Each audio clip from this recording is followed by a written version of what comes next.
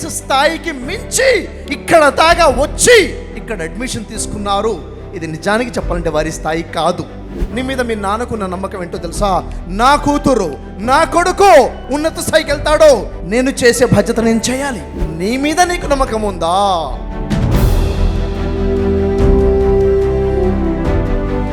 ఇక్కడ మీ పేరెంట్స్ ఇంత దూరం వచ్చి ఈ కాలేజీలో అడ్మిషన్ తీసుకుంది ఎందుకో తెలుసా? మీరు వారికన్నా బెటర్గా ఉండాలని మీ లైఫ్ వారి స్థాయికి మించి, మళ్ళీ చెప్తున్నాను, మీ పేరెంట్స్ స్థాయికి మించి ఇక్కడ దాకా వచ్చి ఇక్కడ అడ్మిషన్ తీసుకున్నారు. ఇది నిజానికి చెప్పాలంటే వారి స్థాయి కాదు. ఇక్కడ మిమ్మల్ని చదివించాలంటే మీ పేరెంట్స్ అప్పు చేయాల్సిన పరిస్థితి ఉందా లేదా? Yes or no? ఎంతమందికి ఉంది? నిజాయితీగా చేయలేపండి. ఎస్ సార్, నన్ను అప్పు చేసి చదివిస్తున్నారు. చూసారా, డబ్బులుండి చదివించట్లేదు, అప్పు చేసి మరీ చదివిస్తున్నారు. ఎందుకని? నమ్మకం, హోప్.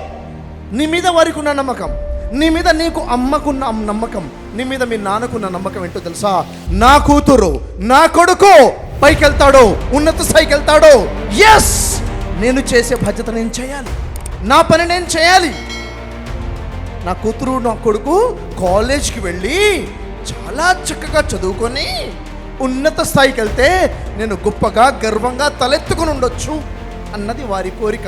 అవునా కదా? Yes or no? ఈ క్వశ్చన్ నేను పేరెంట్స్ని అడుగుతున్నాను. అమ్మా, ఎంతమంది అయితే అమ్మలు ఉన్నారో, ఎంతమంది అయితే నాన్నలు ఇక్కడ ఉన్నారో నేను అడుగుతున్నాను, మీ కోరిక ఇదేనా? ఎస్ అయితే ఒకసారి నిల్చోండి. అమ్మని నాన్నని అడుగుతున్నాను, నిజంగా ఎస్ అయితే మీ కొడుకుని ఎక్కడ చూడాలి, మీ కూతురు ఎక్కడ చూడాలంటే నిల్చొని సమాధానం చెప్పండి. మీ పిల్లలు మిమ్మల్ని చూస్తున్నారు. కమాన్ పేరెంట్స్, ఒక్కసారి పిల్లలు చూడండి, మీ అమ్మ నాన్న చూడండి. ఎందుకు నిల్చున్నారు? వారు మాట్లాడుతున్నారు, వారు నిల్చొని అంటున్నారు, అరే నీ మీద నాకు నమ్మకం ఉందిరా అని వారు నిల్చొని చెప్తున్నారు, మీ మీద నాకు నమ్మకం ఉందని చెప్పేసి.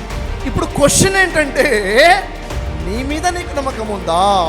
మీ అమ్మకుంది, మీ నాన్నకుంది, నీ మీద నీకు నమ్మకం ఉందా? ఎంత ఉంది? అసలు టాప్లోకి ఎలా వెళ్ళాలి? సక్సెస్ ఎలా అవ్వాలి?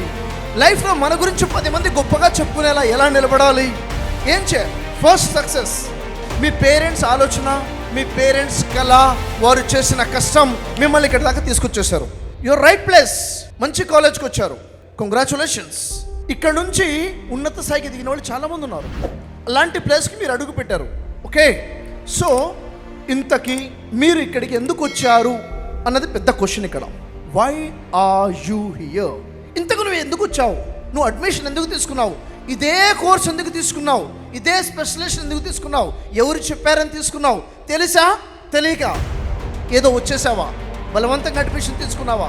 నీకు నువ్వు చెప్పుకో ఆన్సర్. ఎవరు చెప్తే వచ్చావు? ఎవరు ఇన్ఫ్లుయెన్స్ చేసే వచ్చావు? ఇదే కోర్స్ ఎందుకు తీసుకున్నావు? వై?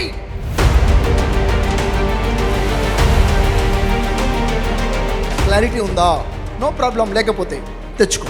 క్లారిటీ లేదు, నో ప్రాబ్లం. ఇప్పుడైనా తెచ్చుకో. ఎందుకున్నాను, ఎందుకు వచ్చాను?